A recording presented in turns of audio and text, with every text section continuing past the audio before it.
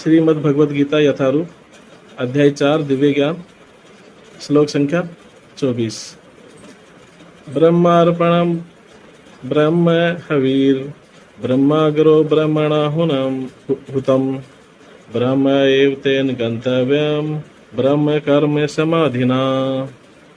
शब्दार्थ: ब्रह्म आध्यात्मिक, अर्पणम अर्पण, ब्रह्म ब्रह्म, हवि धृत, ब्रह्म आध्यात्मिक, अग्रो हवन रूपी अग्नि में, ब्रह्मणा आत्मा द्वारा, हुतम अर्पित, ब्रह्म परम धाम, एव निश्चय ही, तेन उसके द्वारा, गंतव्यम पहुँचने योग्य, ब्रह्म आध्यात्मिक कर्म में, समाधिना पूर्ण एकाग्रता के द्वारा।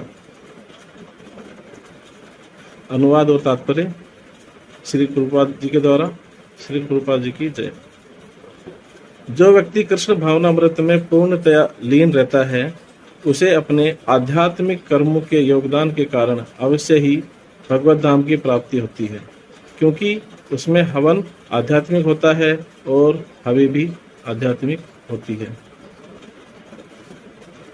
यहाँ पर भगवान जो है वो हमें बता रहे हैं अर्जुन के माध्यम से कि जो व्यक्ति कृष्ण भावनामृत में पूर्णतया लीन रहता है, मतलब जो हमेशा हर समय हर कार्य को कृष्ण को समर्पित करता है, उसे अपने आध्यात्मिक कर्मों के योगदान के कारण अवश्य ही भगवत धाम की प्राप्ति होती है। तो जो हमेशा अकर्म कार्य करता है, वो सारे कर्म जो हैं वो भगवान को समर्पित करता है, तो उसको भगवान बता रहे हैं कि उसको 100% है कि उसको भगवत धाम की प्राप्ति होती है, उसकी होगी, क्योंकि उसमें हवन आध्यात्मिक होता है और हवि भी आध्यात्मिक होती है। क्योंकि उसने जो कार्य किए हैं, जो हवन जो यज्ञ जो किया है, वो भक्ति रूपी यज्ञ जो उसने किया है कार्य, तो वो सारा कृष्ण भावनामृत के कार्य ही है। तो यहाँ पर भगवान यही बता रहे हैं कि जो हमें कार्य जो करना है वो भक्ति में कार्य करना है और कृष्ण को समर्पित करना है, तो जिससे कि हमें भी सारे भगवत धाम की प्राप्ति हो। तात्पर्य: यहाँ इसका वर्णन किया गया है कि किस प्रकार कृष्ण भावना भावित कर्म करते हुए अनंतो गत्वा आध्यात्मिक लक्ष्य प्राप्त होता है। तो भगवान यही प्रभुपाद जी बता रहे हैं कि भगवान बता रहे हैं कि यहाँ पर जो है कि इस श्लोका के माध्यम से भगवान यही बता रहे हैं कि हमें भगवत धाम की प्राप्ति कैसे करनी है। मतलब कैसे करनी है, मतलब भक्ति के द्वारा करनी है, यज्ञ रूपी भक्ति के द्वारा। मतलब जो कार्य हम भगवान की प्रसन्नता के लिए जो करते हैं वही यज्ञ होते हैं। और भक्ति एक प्रोसेस है जो कि हमें भौतिक चेतना को आध्यात्मिक चेतना में परिवर्तन कर सकते हैं, उसी को भक्ति कहते हैं या उसी को यज्ञ भी कहते हैं।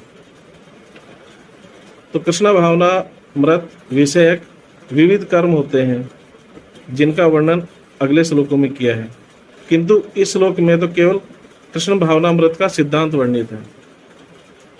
आगे आएंगे जब यज्ञ के बारे में भगवान बताएंगे आगे के श्लोकों में।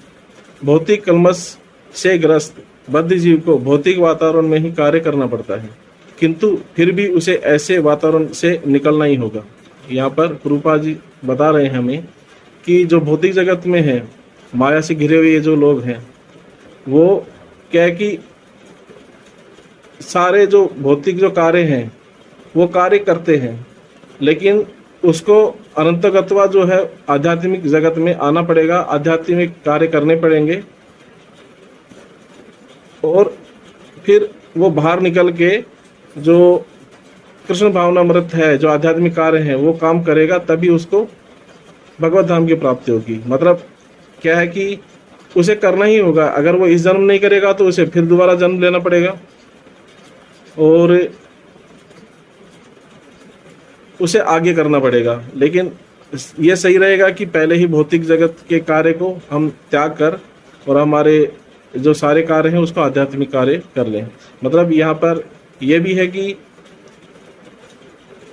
हर कार्य को हम भौतिक जो कार्य है हम उसको आध्यात्मिक कार्य भी कर सकते हैं। मतलब कोई ऐसा नहीं है कि सारे कार्य ही भौतिक होते हैं, कुछ सारे कार्य आध्यात्मिक होते हैं, लेकिन जो कृष्ण से दूर होते हैं कार्य वो भौतिक कार्य हो जाते हैं, और जो कृष्ण को समर्पित जो हम कार्य करते हैं वो आध्यात्मिक कार्य कहलाते हैं।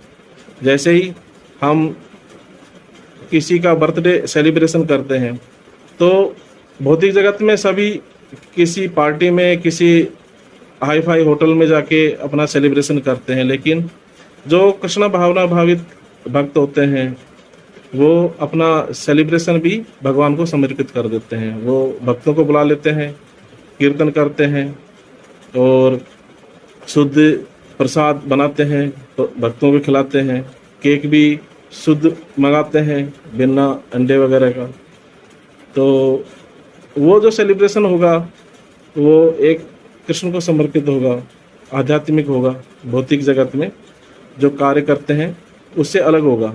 तो ऐसे हर जो व्यक्ति है, हर जो मनुष्य है वो उसको भौतिक जो कार्य है उसको आध्यात्मिक कर्म में बदल सकता है। उदाहरण के लिए यदि कोई रोगी दूध की बनी वस्तुओं के अधिक खाने से पेट की गड़बड़ी से ग्रस्त हो जाता है तो उसे दही दिया जाता है जो दूध से ही बनी अन्य वस्तु है। तो प्रभुपाद जी यहाँ पर एग्जाम्पल बता रहे हैं कि जैसे दूध से बनी मिठाइयाँ होती हैं, तो जैसे काफ़ी चीज़ें बनती हैं दूध से, तो अगर कोई व्यक्ति उसको खा लेता है या ज़्यादा खा लेता है तो उसका पेट खराब हो जाता है। लेकिन प्रभुपाद जी कह रहे हैं कि उसी दूध से जो दही बनता है उसको वो ग्रहण करता है तो वो उसकी बीमारी ठीक भी हो जाती है। तो यहाँ पर क्या है कि इस एग्जाम्पल के थ्रू प्रभुपाद जी हमें बता रहे हैं कि अगर हम जो कार्य करते हैं तो भौतिक जो कार्य करते हैं अगर हम उसी कार्य को कन्वर्ट कर लें, उसी कार्य को कन्वर्ट करके हम आध्यात्मिक कार्य कर लेते हैं, कार्य तो एक ही है, बस उसको कन्वर्ट करके हम आध्यात्मिक कार्य में बदल देते हैं तो वो हमारे जो है जो भगवत धाम की प्राप्ति के लिए हमें मार्ग प्रदान कर देता है। और जो मेन तो है ये कि अगर हम आध्यात्मिक कार्य में बदल देते हैं हमें कभी दुख का सामना नहीं करना पड़ता। ये कारण है कि जो भी भक्त लोग होते हैं उनको कभी सुख और दुख का कोई पता नहीं चलता। सारे जो समय होते हैं वो सुख दुख में उनको एक समान ही लगता है।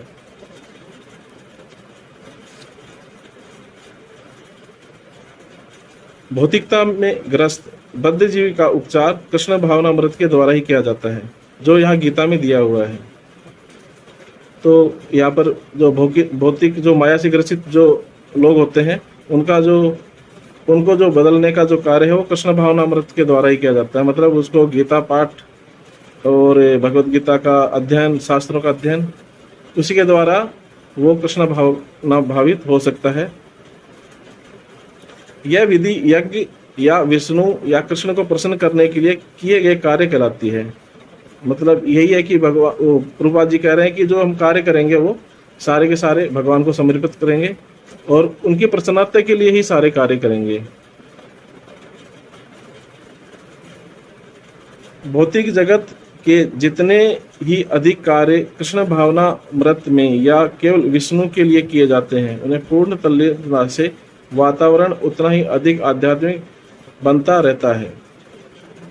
मतलब यहाँ पर यह कि जो भौतिक जगत में हम जो हमारा जो मन है अगर हम उसको शुद्ध आध्यात्मिक मन बनाएंगे तो वो जो प्रोसेस होता है उसी को हम भक्ति कहते हैं। मतलब ये कर्म तो सभी को करना पड़ेगा, वो ये है कि वो आज करेगा या फिर अगले जन्म में करेगा, लेकिन करना तो सभी को है यहाँ पर।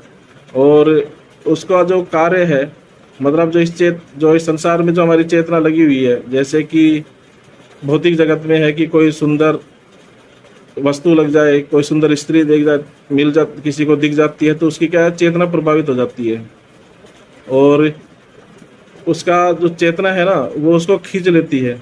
अगर जो मन है, एक्चुअल में जो मन है उसका भ्रमित हो जाता है माया से। यही भौतिक जगत में जो व्यक्ति होता है, मनुष्य होता है, उसके कर्म हो जाते हैं।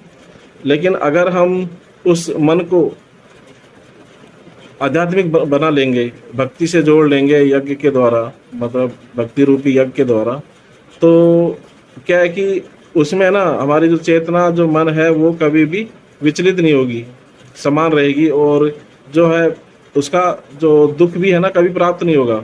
मतलब साधारण भाषा में अगर बोले तो हमारा जो मन को है ना वहाँ से हटा लो, जहाँ पर हमें माया का प्रभाव दिखता है तो वहाँ से मन को हटा लो, तो यही दुख का कारण है।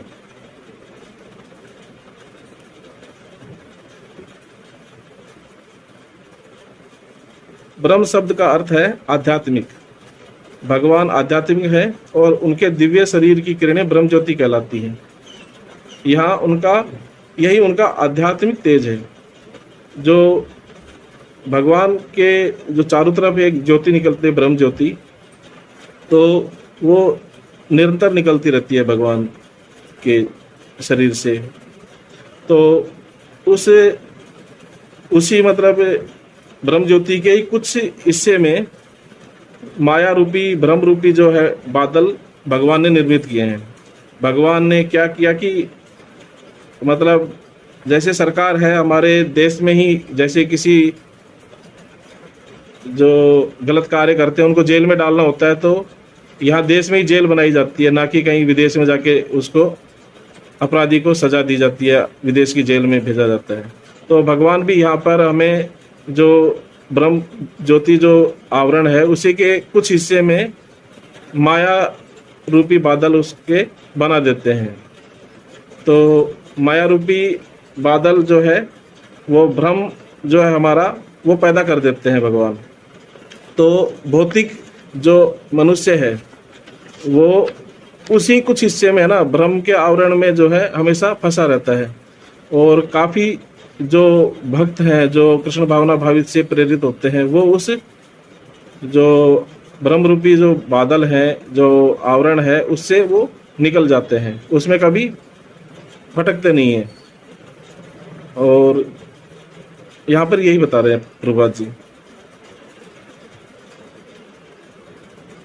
प्रत्येक वस्तु इसी ब्रह्म ज्योति में स्थित रहती है, किंतु जब यह ज्योति माया या इंद्रिय तृप्ति द्वारा आच्छादित हो जाती है तो यह भौतिक ज्योति कहलाती है। मतलब यही बता रहे हैं प्रभुपाद जी की यहाँ पर यही जो कुछ आवरण जो रहता है, कुछ बादल टाइप के रहते हैं जो माया से और भ्रम से या इंद्रिय तृप्ति से, तो यही भौतिक कार्य कहलाते हैं हमारे। तो इसी में आदमी उसको ले लेता है तो उसको दुख प्राप्त होते हैं, और अगर वो इससे हट जाता है तो वो दुख को दूर कर देता है।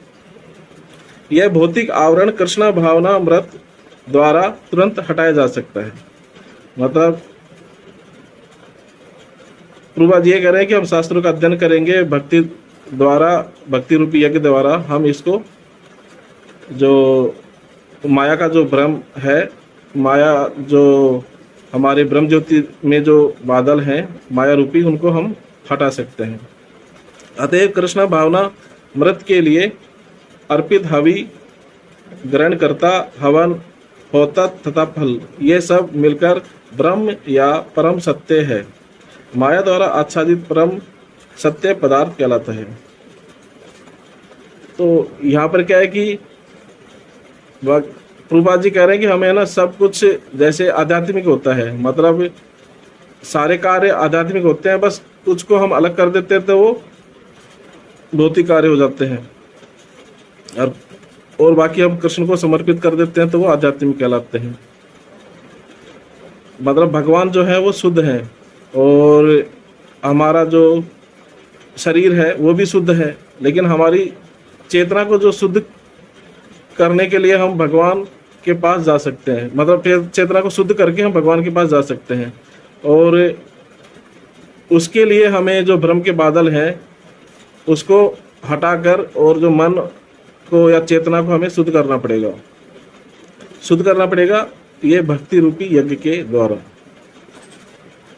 उसमें हमें ये जो हवी घी है, ये जो सामग्री होती है, वो सारी ये भक्ति रूपी यज्ञ के बारे में ही प्रभुपाद जी बता रहे हैं। जब यही पदार्थ परम सत्य के निमित्त प्रयुक्त होता है